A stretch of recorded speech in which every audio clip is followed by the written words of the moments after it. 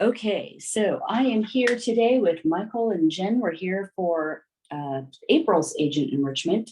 It's April 27th, and we're going to cover how to handle objections and compensation questions. But we're actually going to start off with some news that just came across a couple of days ago, and that is the home sales will be subdued for the rest of 2023 is what Fannie Mae projects. So I gave that to you. Yeah, that's that sheet. And so Inman News just published this article a couple days ago.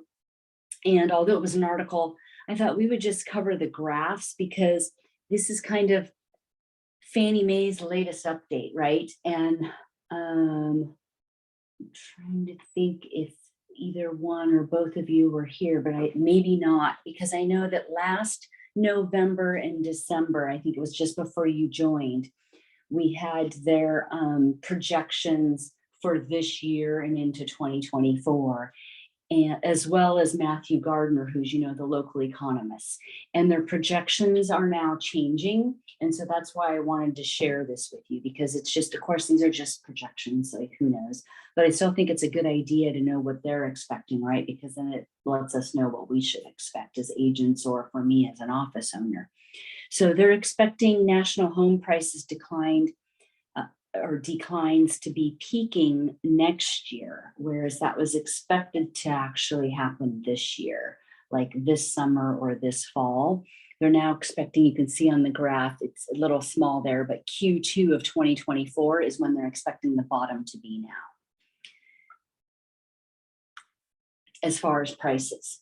And so this is a little bit different because, like we've been talking about in the past of when we've been expecting prices to start coming up again this fall or so, that, well, then people should be buying now. And unfortunately now then with these projections, it's like, well, prices are actually expected to continue to go down, and the bottom is expected to be Q2 now instead, so delayed. And then the next graph shows that mortgage rates are also expected to continue downward. So I guess that's good. And so looking at this then, for some buyers, it may be better to try to wait as rates and prices go down, right? Like maybe the first or second quarter of next year is actually going to be the best time to buy, rather than this summer or now as originally thought.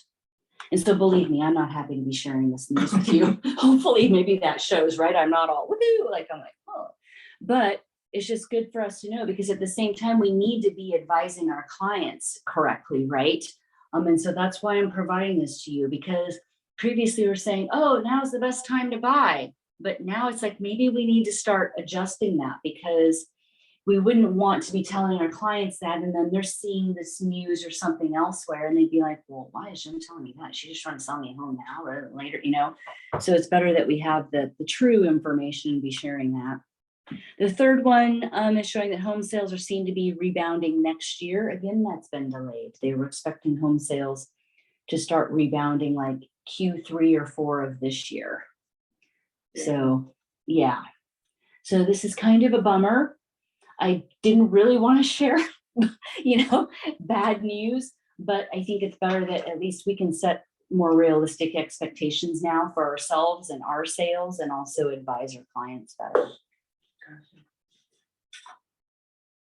mean, definitely, I think one thing, if someone's considering selling, I wouldn't be waiting a year. I'd be maybe selling now, right? So like if someone's trying to figure that out, selling now is definitely better than waiting. But for buyers, it looks like waiting could be better.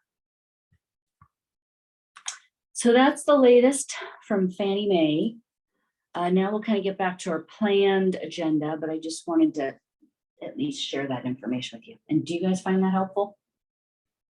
Yeah. Even though it's bad news? Yeah. But if people have to move, I mean, if you get a new job. Oh, yes. Like for some people, Yeah. hey, if they need to make a move, then that's great. And that's where there's always going to be home sales happening. But I'm just providing some information in case they don't have to, like, and this is one of the questions that we're going to cover today, is when is the best time to buy or whatever, right? And so part of that sometimes is about providing the information and then letting them decide. Because at the same time, a risk could be that if they wait until next Q1 or Q2, there could be a lot of people that are waiting too, and then it could get actually really crazy. It could be super busy, and we're already hearing of bidding wars happening now. There could be even more than in the first half of next year. So waiting may not necessarily be the best plan. A buyer could think, oh, well, with rates going down and prices going down, I should wait, but there could be more competition for those homes because inventory is still down.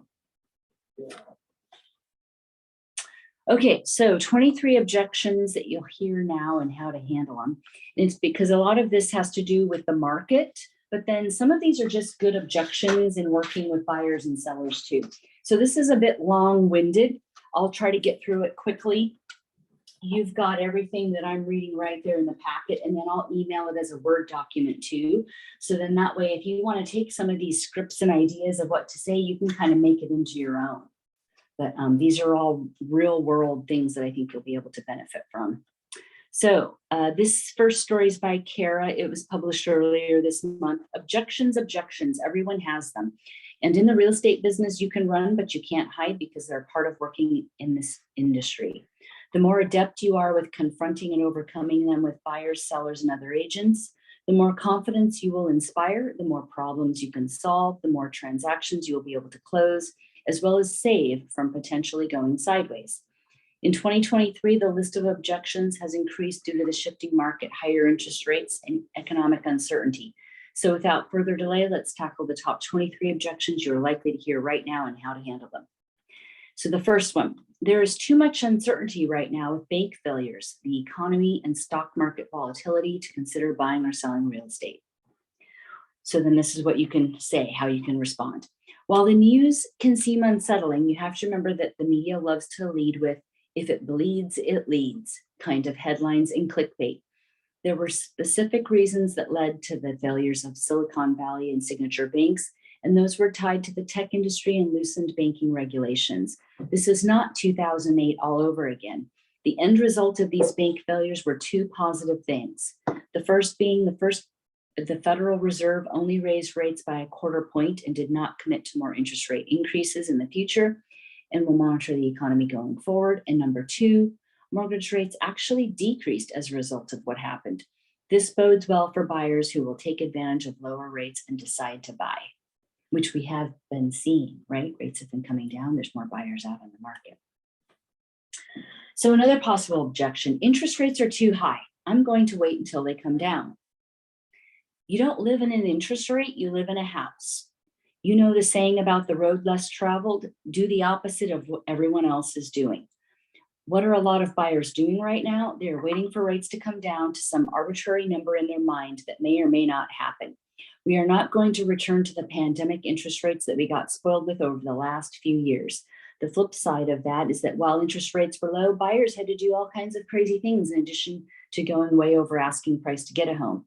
Do you really want to go back to giving up contingencies, waiving appraisals, accepting a home in a condition that otherwise would have been accounted for in a repair negotiation, and letting sellers stay in the property past closing while paying $100,000 over list price? And believe me, I wrote some of those offers where buyers were willing to pay more than the appraised value. I don't think that's a necessarily good idea. I mean, for them, they have made money, right? They have still built equity, but it's not a good time to be doing that. And there's not a lot of buyers that even have the capability to do that either. In the end, things even out. Isn't it better to make an offer in a less chaotic setting where you may have some leverage with the seller when it comes to negotiating terms that are more balanced? Additionally, interest rate buydowns are a very popular concession that can be negotiated with the seller to lessen your monthly mortgage payment. Let's discuss with your lender how this works and structure an offer accordingly. So I think there's some good ideas in there that could be reworked to maybe sound more like yourselves, right? Mm-hmm. Okay, another possible objection. Prices are going to go down much more. I don't want to overpay. We are continuing to be in a low inventory market. And then she says, you show the buyer a chart of your local market statistics to help illustrate this point. We are still on very low, like we're sitting between 1 to 2 months, depending on which specific area you're in. Overall inventory remains low, and while prices for some properties have had adjustments, we're not erasing the gains we've made over the last 3 years. Properties that are overpriced for their condition and or location, need work and don't show that well are the ones seeing price reductions. But what I'm seeing is that when a property is adjusted to the right price, it can actually spur multiple offers. Give examples of recent situations in your marketplace that you're aware of to help make the case to the buyer. Share with them what open house traffic has been like, or if you were showing a property and encountered other buyers looking at the same time. If you or a colleague was recently involved in a multiple offer situation, tell the story of how that played out and what the outcome was. Send the buyer summaries of active, under contract, and recently sold listings within the last 60 to 90 days that illustrate the percentage of asking prices the properties are selling for. This will help give the buyer real, hyper-local perspective as it relates to your market, not some national headline. And this is very true. Like, I think I told maybe one of you that I encountered a situation where it was like the day of Easter. I called the listing broker. There were no offers. So I go out, show it the next day. They like it, want to write an offer. So then I call to check. Oh, they had like 3 offers and another one on the way. And I'm like, oh my God, it's been one day. Yeah. And I think you're experiencing the same thing, right? And I know Jolly is, because he's written 2 offers now that haven't gotten accepted. And it was a similar thing. He'd call, there weren't any, they'd put together an offer, and then they would end up with multiple offers, and then they would delay review and all that sort of stuff. So there's definitely multiple offers happening out there.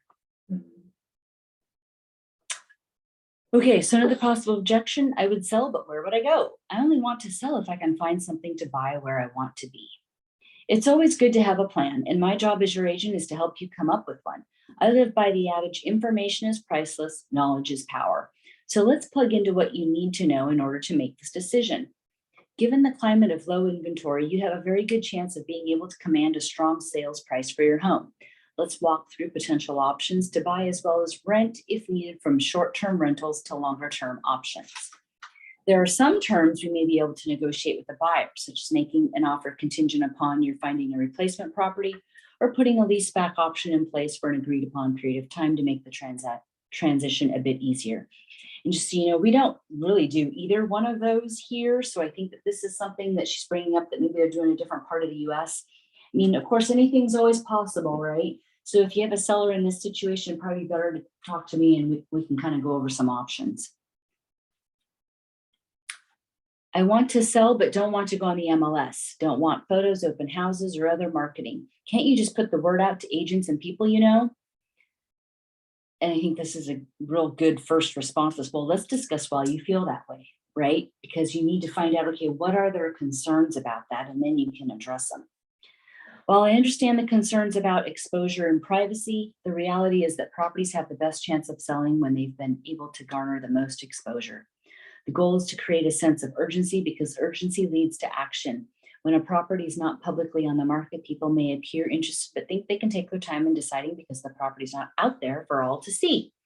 In addition, there are rules in place that promote clear cooperation to prevent pocket listings, which, as you know, we definitely have here in the Northwest MLS, or off-market properties from being promoted.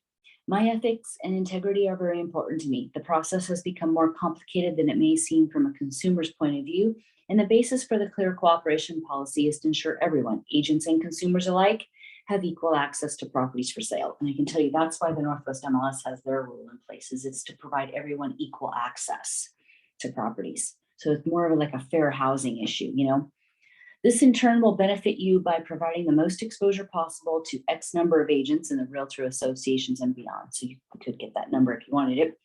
This will also allow me to aggressively market your property to my network of contacts as well as sphere of influence.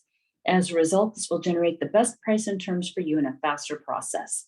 With regard to privacy concerns, there are certainly some things we can do to help make you feel more comfortable with the process. All potential showings will be vetted, and showings will be by appointment only. We don't have to take photos of every room if you prefer, but I would suggest the main living areas that people tend to be interested in the most. If there are valuables of concern, those should be removed for photos and placed for safekeeping. We don't have to have a for sale sign, broker events, or open houses if you are interested. Being formally listed can have numerous advantages, and we'll find a way to navigate through this so that it's a win-win for both of us. We're on the same team working towards the same cause. So hopefully you wouldn't need to just go and say all of that. That was a lot.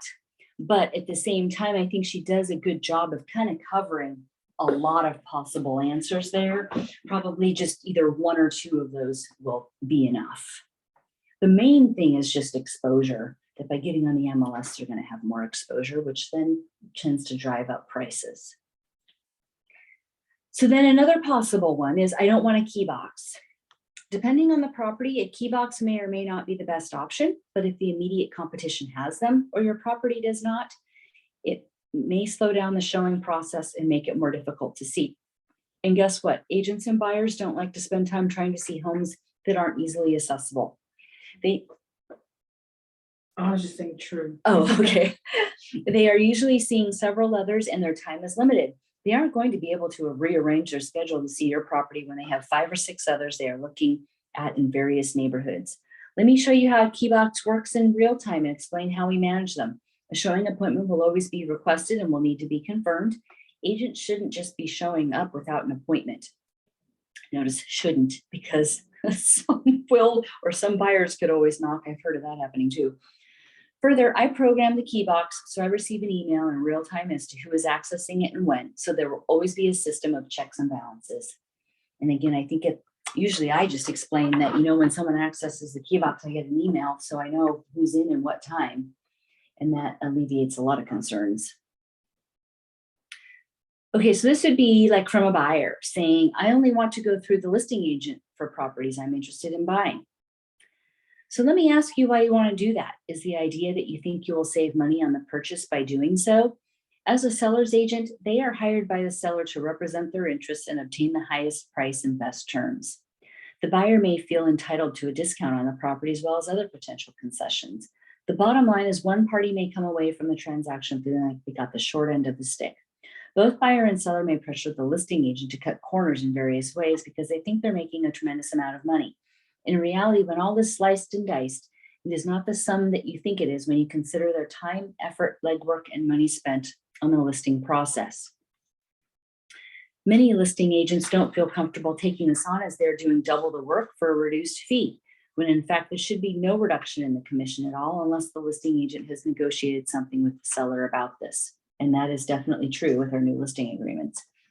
The agent has to manage both the buyer and seller in ensuring both parties do what is required to get to closing, which is quite involved.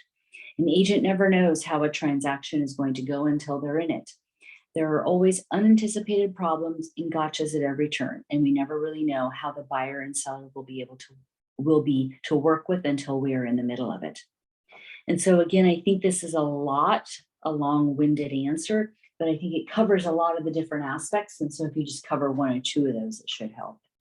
Like I specifically like the line in here about the agent has to manage both the buyer and seller in ensuring both parties do what's required to get to closing. So I've never understood then why someone thinks an agent should be paid less, because the agent's still doing all the work. And that's why, quite honestly, on my listing agreement, which I just had to fill out one recently for my listing that came on the market on Saturday, it's like, there's that line in there about how if a buyer is unrepresented, what's the commission?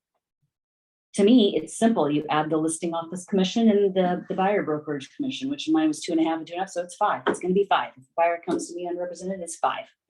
Now, most likely that's not going to happen anyways, because I'm going to try to refer that buyer out to an agent in the office and have one of you represent them and write up the offer and all that. But if someone were dead set on it and working with me as a listing agent, absolutely refuses to work with another agent, well then, okay, I will do it, but I'm doing it for the full fee,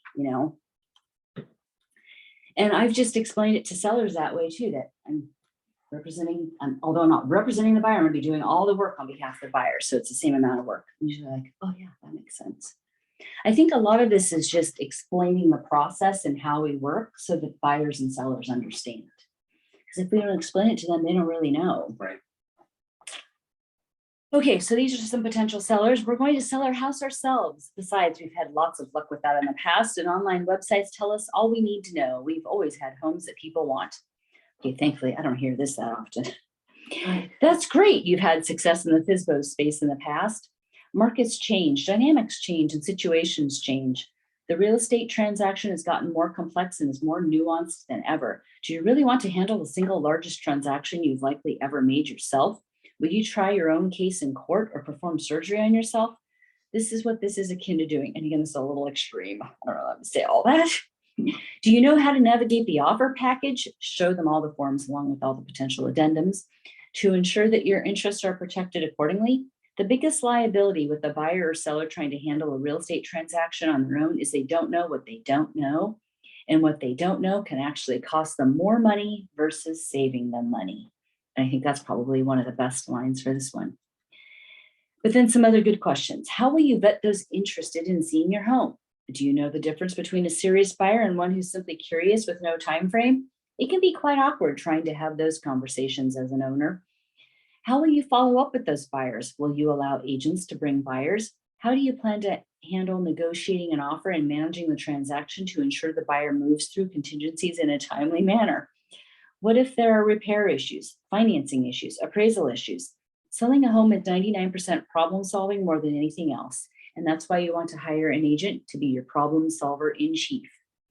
Trying to test the waters by selling your home yourself is like playing a game of chess where you don't know the rules. What you perceive as saving money may end up costing you more in the end. Where do you think you have more leverage? When the property is exposed to, and you can insert your number of agents in your marketplace, or unvetted prospects. And if the prospects don't have an agent, that's a recipe for disaster. This can become like the blind leading the blind. Typically, buyers who don't work with agents are also after the same discount you perceive you are getting by not having an agent represent you.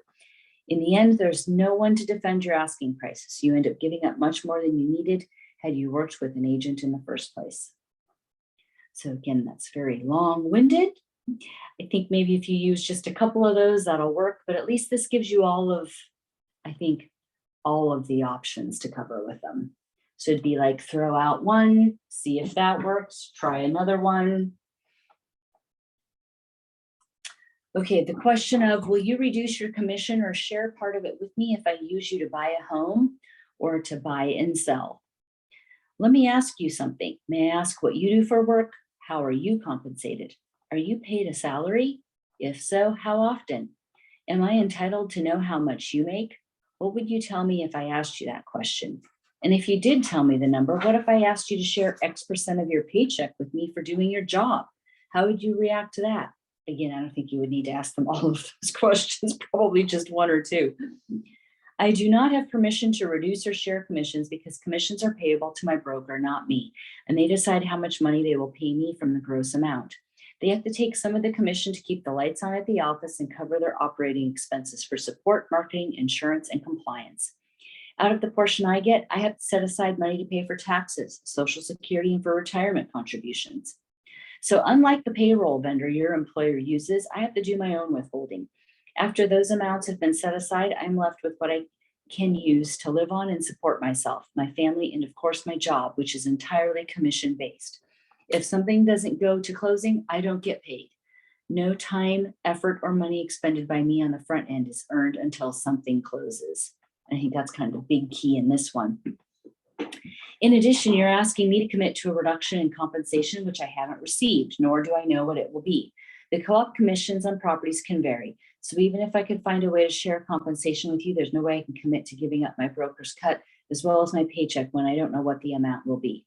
Further, I have no idea the degree of work involved in securing a property as well as what issues we will encounter once you go under contract. Every property and transaction has a unique set of challenges. So again, I think that covers a lot. Can you discount your fee to list my house? Other agents said they would do it for less. This is one of the oldest objections in the book that you will repeatedly encounter. There are several ways to take this one on depending on the seller and the situation. You may have to incorporate parts of this and relate a few stories to help illustrate your point of situations where someone went with a discounter only to hire a full service broker when their home wasn't selling.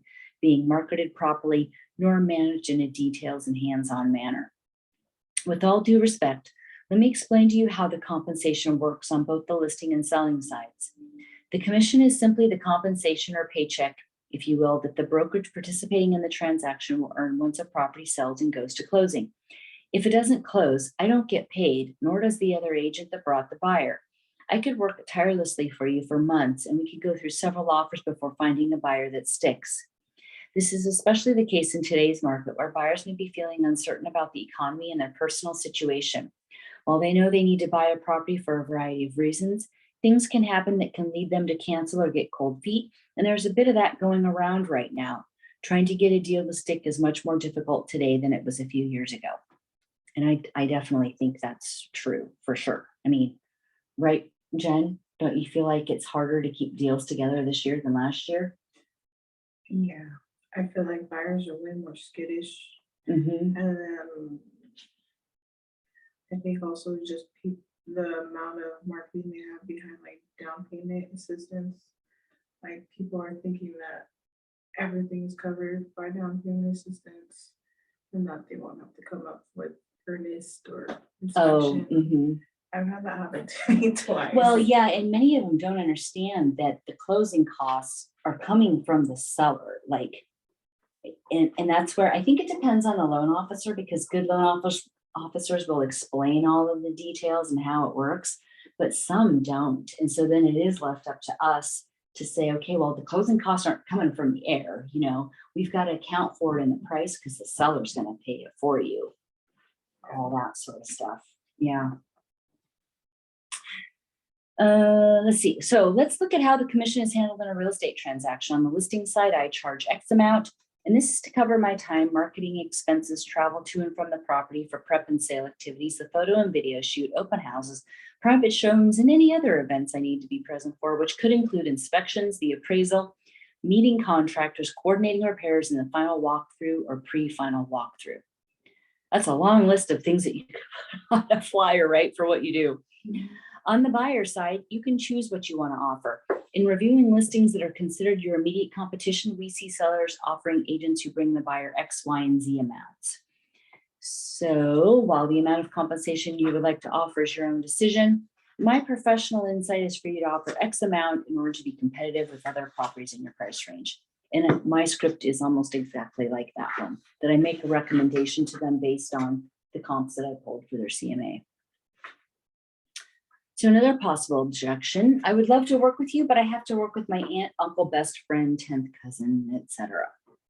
Loyalty is important, and that's great that you feel allegiance to your family member, friend, cousin, etc. However, loyalty and representation are two different things.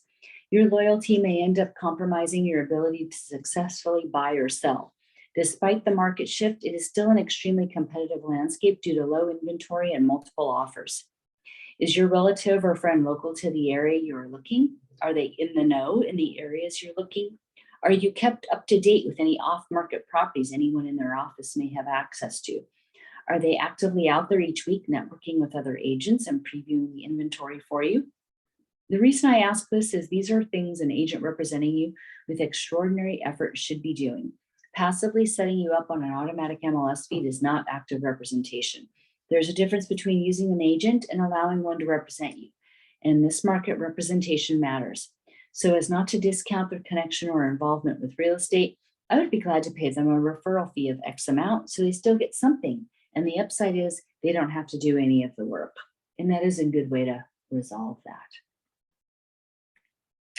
Okay, another objection. I only want to buy if it's a deal. And I can tell you this is one I have heard and I think is kind of coming around, right? As people are getting wind that the market's going down, they're looking for deals. Okay, so let's discuss what that means. What's considered a deal to you in today's market? And I think that's just a key question is we need to know, okay, what do they mean by that? Is that realistic? While you are waiting for the perceived deal of the century, you could be missing out on what you really want. And guess what? If it's a deal, you aren't going to be the only one vying for the property. There is a good chance there will be multiple offers and it may go over asking price. For what you want, if properties are selling at X% of asking price, you have an average days on the market, and this is where you would need to do your research. What do you think your chances really are of finding something below the statistics for the kind of property you want in the areas that you want? And what kind of leverage do you have based on what you want to pay for the house? Do you only have so much cash, or will you need a loan? So again, I think it's just pointing out the details. And also the big one is there's lots of people looking for deals. So the deals are going to have competition.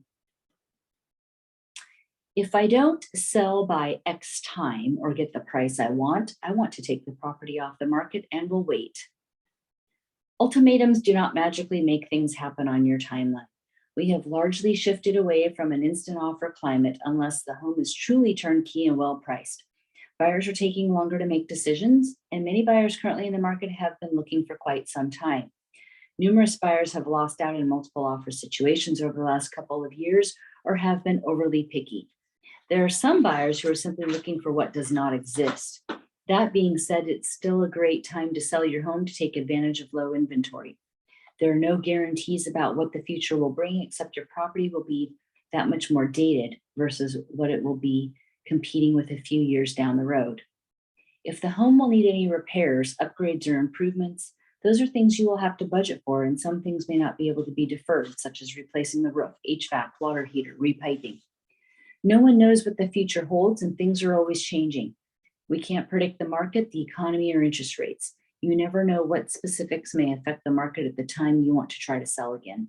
And I think that this paragraph here is probably one of the best ones here, is that no one knows what the future holds. Now is still a great time to sell, given low inventory and overall strong buyer demand. No matter if you sell now or a few years from now, the basics don't change. You need to be priced right for your property's condition. It won't magically appreciate by doing nothing, and we aren't looking at tremendous gains like we experienced during the pandemic. Appreciation is never guaranteed and may be more gradual than anything else. Okay, so I just want to sell as is and not have to bother with any prep for sale work. This is easier said than done.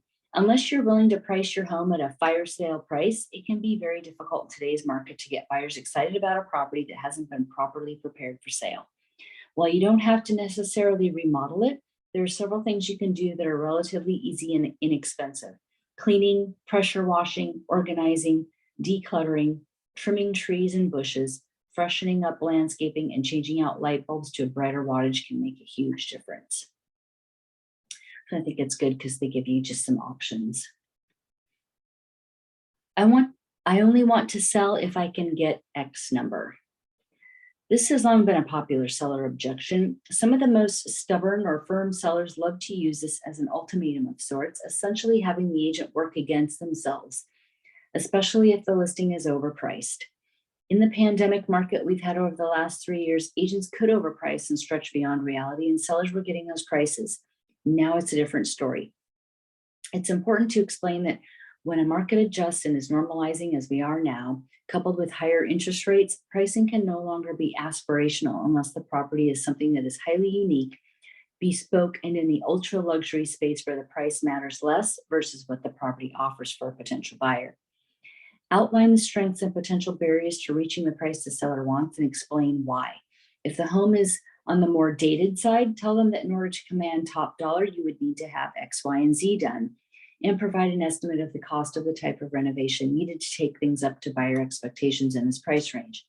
Show them examples to demonstrate this point, and show them homes that sold for less than what the seller wants that are similar to theirs. So a key here is it's just up to your CMA again, right? Provide good comps and explain the comps. Another thing is to offer to take the seller to preview the direct competition. Otherwise, they will suffer from what I call disconnect disease, as they won't correlate the data to their property personally. Once they see it in person, it often changes their perception. And I have done that before with someone, and it did work. They lived in a neighborhood where the homes were all close together and very similar, and they were wanting to overprice it by $20,000, $30,000 or something. So we went and previewed their neighbors that were either active or pending, and then they were like, oh, they got it. Okay, so here's one. I will get pre-approved after I see what's available. I know what I can afford. Well, it doesn't quite work like that. Today's sellers and their listing agents have a right to expect that the buyers seeing their properties on appointment agent brought showings are vetted and verified by the agent bringing them. There's a responsibility on behalf of all buyers to take the time to be pre-approved by a mortgage lender, discuss various loan options and programs, and crunch numbers to ascertain what price range and payments are most comfortable. Let me ask you, if you had your home up for sale, would you want to know that the people coming to see it could realistically afford it? Is that a reasonable expectation? In addition, the stakes are higher today when a seller accepts an offer and the home goes under contract. Realistically, showings stop upon acceptance of an offer, and precious time is lost if ultimately the buyer can't qualify.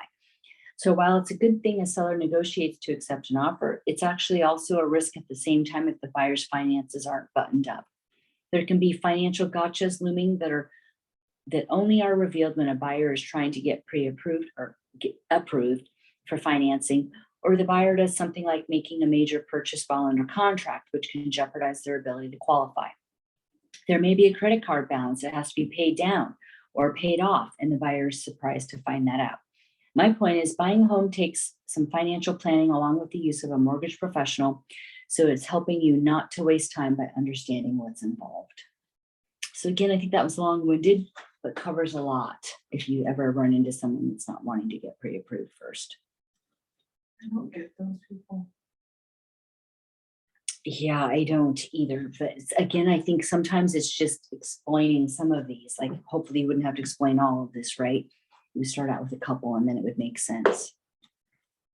I actually always use a real world example that really happened to me.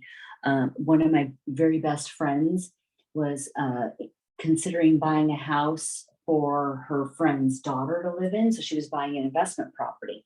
And she was totally planning to get pre-approved and everything with my preferred lender, but just hadn't done it yet. We went out, we spent a weekend looking at homes, and then she found something she liked. She went to get pre-approved and realized she didn't quite qualify because she had done numbers in her head, but she forgot that she had a timeshare. And when you have a timeshare, there's fees and things associated with that, and it kind of counts against you. And so she didn't qualify. And it was like, that was just crazy. So I had made an exception for a really good friend, and that didn't even work. So it's like things like the examples they give in here where credit cards need to be paid off or partially paid off. Those are very common things that a lender will go through and make sure that a buyer understands. But if someone isn't expecting that, maybe they can't do that or don't want to do that, you know? So. It's not 2005. No, it's not. I'm trying to think when I was doing that with my friend, I think that was like 2009-ish or something. But yeah, she felt so bad. And I just felt dumb. I'm like, oh my God, just a reason why you should never have an exception. So from a buyer, I want to move in ready home and don't want to do any work. No matter the price point, this is what most buyers want. However, the reality is that it may not be possible. There's always something that you will find in a home that you don't like or want to change. You could also be paying a premium for someone else's renovations that are poorly done that you don't like and ultimately have to redo. There can be properties that when you look a little closer are essentially lipstick on a pig, and others that have really good bones, are on a great lot in a good location, and while livable may need some updating. Oops, something is wrong. Must be. Nothing is wrong. Yeah, realizing that's backwards. Nothing is wrong with living in a home and making updates over time. Plus, what you think you wanted to do may change once you move in. And I've definitely realized that myself, that before I've moved into homes, I've made lists of stuff and then I've maybe started, but then I move in there is, oh, actually, that's not that bad. That's fine that way. Or, you know, maybe the previous owner had a reason for it being that way. So there is definitely something to moving in, living in it for a little bit, you know, before making changes. It's important to remain flexible and not let the market pass you by. Markets move in bands of time, and you could miss out and end up paying more for a similar property that you originally bypassed because you felt it needed too much work. Okay, so here's another one. It is costing more to buy due to interest rates now. Therefore, sellers need to come way down on their price if I make an offer.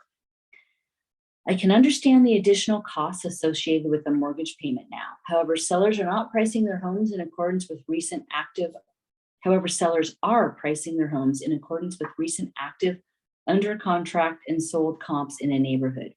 Prices have softened a bit compared to last year and are not dramatically increasing as rapidly as they were. Sellers understand that their home may not go under contract within hours of it coming on the market, and most are prepared to negotiate within reason. An important focus of a negotiation is not just the purchase price, but also what your monthly payment will be. There are ways to move through a negotiation with the seller where they don't have to significantly reduce their price, but can give you concessions towards an interest rate buy down and or your closing costs and prepaids. This can help lower your monthly mortgage payment and save out-of-pocket costs, which can make the home more affordable. So here is the offer is too low to counter. In a cooling market with fewer buyers who are reacting to higher interest rates and economic uncertainty that is continually propagated in 24/7 news cycles, you can't take it personally where a buyer decides to start. So this is if you're representing the seller. If you were a buyer making an offer in this market, what would you do? Would you offer full price or close to it right off the bat? The tides have turned after buyers have no leverage over the last few years. I always say it is not about where you start, but where you finish. And an offer is simply an invitation to get a conversation going. A buyer is always going to see the glass half empty, and a seller will see the glass more than full, no matter the asking price. There is no harm in making a counter to see where this can go, but to prematurely decide not to respond is not giving yourself a fair chance to try to make the offer work. If you give a good counter, you are likely to get a respectable counter back from the buyer. Given the current climate, we don't know if or when our next offer will be. The offer you turn down today could end up being your price reduction tomorrow. And I like that saying because it's totally true. And that always brings up another thing too. Sometimes throughout negotiations, when you do get a low offer or something and it doesn't work out, you end up realizing where your seller's currently at, and then you can do a price reduction and get more accurately priced and expose it to more buyers, right? Because if a seller is willing to accept less than their list price, they may as well advertise it. The seller didn't counter our offer or barely countered. Why should we bother responding? While it may seem discouraging, this is not an unusual reaction and can happen. Sellers always think their home is worth more than the market does. Agreements are always a matter of compromise, and oftentimes it takes some back and forth to bring things together. We have come this far to write an offer. We've tested the waters with your initial price, and we know that we need to improve upon that. So it's assuming that the buyer made a really low offer, and then you just got kind of a real high counter back. It was a bit ambitious and perhaps unrealistic, but you wanted to try it, so we did. Now, if you want this house, we need to show the seller you're serious, and the best way to do that is to improve upon your offer. We will know in the next go around based on their response if this looks like we can put this together. We have nothing to lose by trying. We are still watching the market, of course, and should something else come up that you wish to pursue while we're waiting on a response from the seller, you can do that, as that is leverage in your favor. The seller may lose you as a buyer if they wait too long to respond or don't seem to want to work it out. And here's one, and I have received this one, so I found this helpful myself. If it is meant to be, let's pray about it. These are some of my favorite, this is her explaining, these are some of my favorite objections I've heard over the years. A buyer or seller go in with an unrealistic offer or counter and essentially throw a dart and caution to the wind to see what may stick. I'm a spiritual person as much as the next person, and while I do believe in the power of prayer, I also believe in reality. So to these kinds of remarks, I say, while I respect that, I also believe that in a real estate transaction, you absolutely can impact the outcome. If you make a low offer in a competitive offer situation, or just stick to full price when you are getting a loan, and won't shorten or limit contingencies, plus asking the seller to pay closing costs, asking for all the seller's patio furniture and the washer and dryer that was not conveying, what do you think is going to happen? We can intentionally or unintentionally self-sabotage because we may have a fear of getting what we want. So we don't do what we need to do and say, if it's meant to be, it will be. Now, I don't know how much of that you would actually say to a person. It would probably depend on the situation, right? You may need to experience writing numerous offers and getting them rejected a few times before you start to see things differently. Just getting in to see a home, running down information in response to your questions, and racing to get your offer submitted time after time, in addition to getting an updated pre-approval letter if the initial one expired, can get exhausting. Eventually, you'll get worn out from this approach, and when you're truly ready to make your purchase happen, you will. Now, in my view, when you're giving it 110% with every offer you make, coming in strong and being strategic about price and terms within your financial capacity, and you aren't the winning buyer, I can understand that those homes may not have been meant for you. If the home inspection reveals major repairs or conditions that are going to be extremely costly to repair and might be a problem that will never go away, such as a foundation issue, then I can also echo the sentiment that the property wasn't meant to be. So I think that was good in that she points out, sometimes it isn't meant to be, but a large part of it we have an impact on. So another one, the market is too competitive. We will just keep renting because it is cheaper than owning and we don't have to deal with all the hassles. As agents, we can certainly feel the buyer's pain on this one, as we have lived in this movie too. After losing out on offer after offer, they along with us are feeling defeated and exhausted. Continual rejection isn't fun. To try to keep them in the game, this is where a cost of waiting chart is very helpful. I think you might remember at the office meeting, I mentioned that some title companies have these cost of waiting charts. Mm-hmm. Ask your lender partner if they can create one along with the rent versus buy scenario based on the price range they're looking at, factoring in their down payment and loan scenarios. These charts do a really good job illustrating the money the buyer is essentially throwing away, paying someone else with nothing to show for it when they keep renting. They have already missed and are continuing to miss the opportunity to gain some equity. In the meantime, prices continue to go up and they're chasing the can down the road. Demonstrate to them how they will be caught in a bitter cycle with this pattern unless they break it. Do they really want to continue renting and making someone else rich who has control over their living situation, including what they pay along with the condition of the place? It's okay until there is a problem. A roof or plumbing leak, for example, is not fun. They may have to move out and the landlord may not cover all expenses as they thought. For every property they bypass writing an offer on because of their lease, they will look back and realize what a good deal it seemed at the time and realize they won't see that deal again. So now in summary, objections can throw you for a loop and there will be a new one every time. There's a variety of ways to respond, but the key is to make your response authentic, incorporating your unique style and voice. And so hopefully, after all of that, you've got some ideas.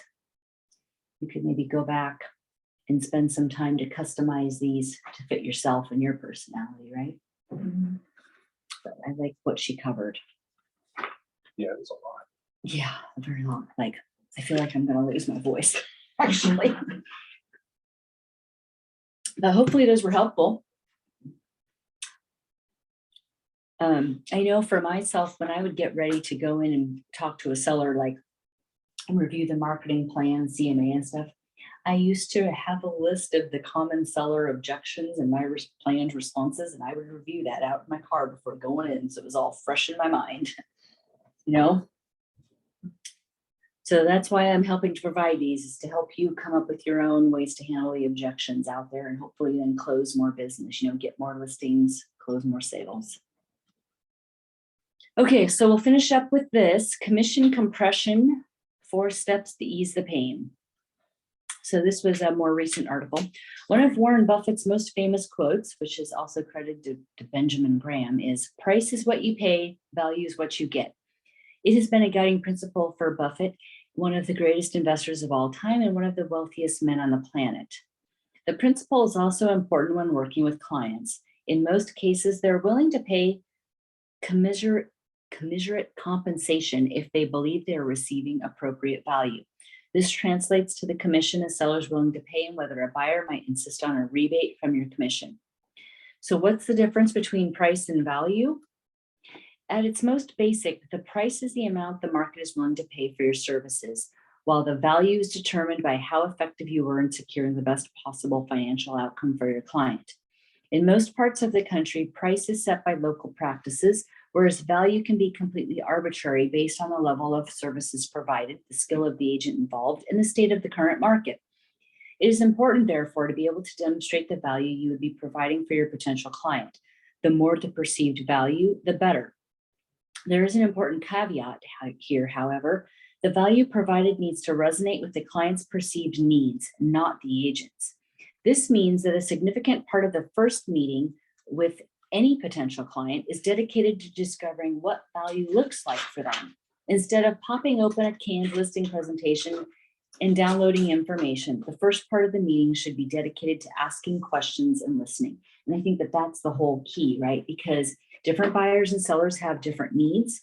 And so then what we need to do is convey to them how we're going to meet those needs. That's how we demonstrate our value and then can earn our commission. So she talks about some buyers feel they need the discount. Unfortunately, there are some for whom price is the only factor worth considering. Getting a deal is the bottom line, regardless of the long-term implications. In contrast to Buffett's philosophy come the words of Oscar Wilde: the cynic knows the price of everything and the value of nothing. As an example, a friend of mine always bought the cheapest tool he could find, no matter that it either did not work properly or broke after 3 uses. For him, the only criterion was the fact that he secured the tool at a bargain basement price. This mindset also enters the home buying arena. A buyer I worked with for an extended time had very specific criteria for the home of his dreams. When I finally located a property that was perfect in every way, though he loved the home, he refused to pay the amount required to secure it. When I questioned him about his decision, he said, "I have to live with my family. If they do not think I bought it at a discounted price, I will never hear the end of it. They will consider me to be foolish." When I suggested that the value of the home would increase over time and the amount he would have to pay to secure his dream home would ultimately look like a bargain, he clarified, "My family is only interested in me getting a deal today. They do not take long-term value into account. As much as I love the home and know I may never have this opportunity again, ultimately I have to live with my family." And so I think hopefully that we don't run into many of those buyers, but I know that they are out there. And so then those are ones that we can then decide, okay, do I want to continue to work with this buyer or not? It just may not be a good fit. Keeping up with I've seen this same logic when dealing with sellers. Because a friend or family member of theirs managed to negotiate a discounted commission when they sold their home, the current seller will not pay a full commission regardless of the level of service provided. For them, not even the potential selling price is the fundamental number. The only important sum is the discounted commission. When they hear that their friend managed to get a rebate from their agent's commission, some buyers refuse to work with any buyer's agent who will not provide a kickback. Ironically, it's frequently low volume or rookie agents who are most willing to provide the rebate, which effectively means that in return for a credit from their agent, they end up dealing with an inexperienced agent who, due to their lack of experience, may end up costing the buyers more in the long run. And I think that's the key. Like, that is, I think, one of the best ways to handle this objection, from buyers.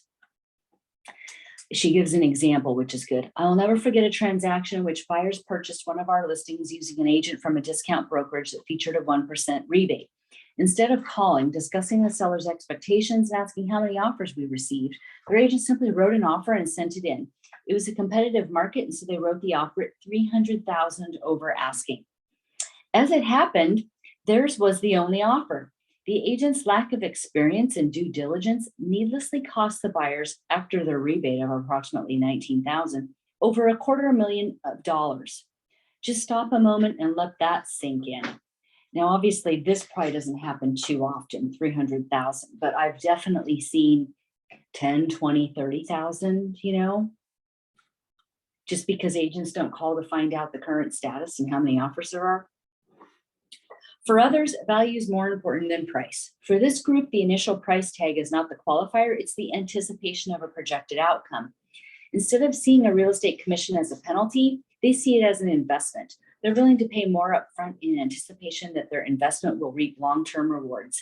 In their minds, the value is in the additional effort the listing agent will bring to bear on the sale of their home, resulting in a better experience and hopefully a higher price. For buyers, it means they will not ask for a part of their agent's commission, understanding that the agent getting full compensation will work diligently on their buyer's behalf to secure the best possible property at the best price and terms. It also means that they understand the value of experience.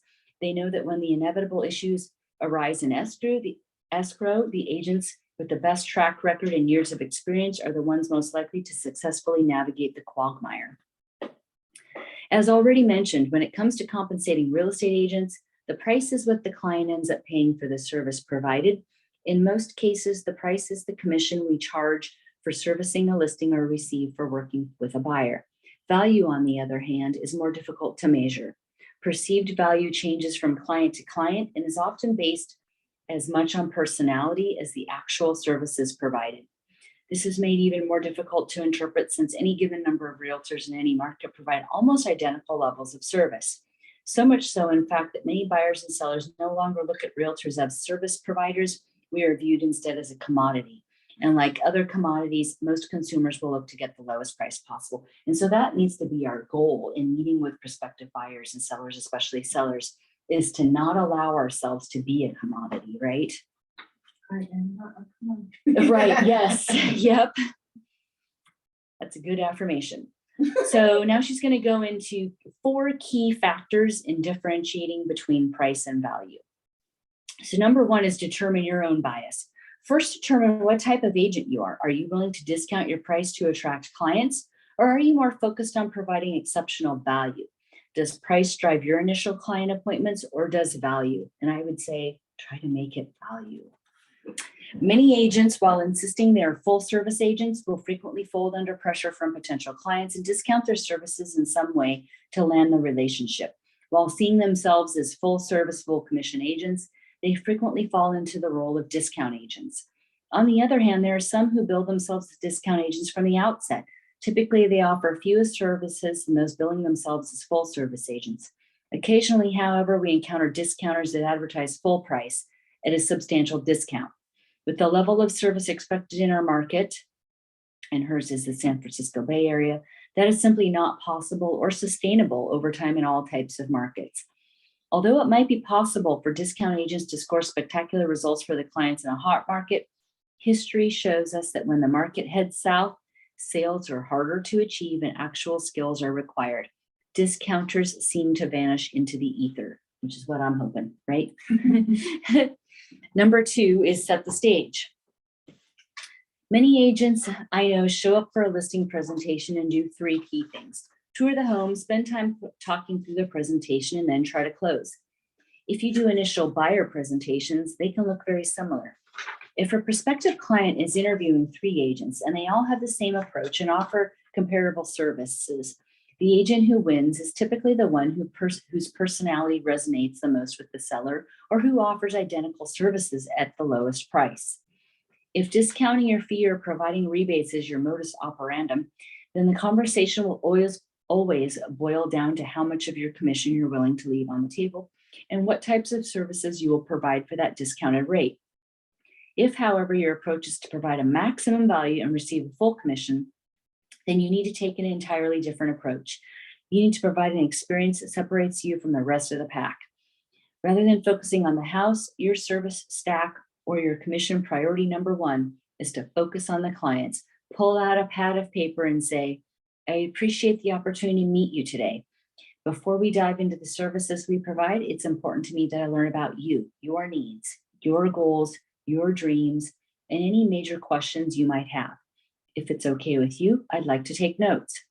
Your goal is to do as little talking as possible at this point and get them to begin to share.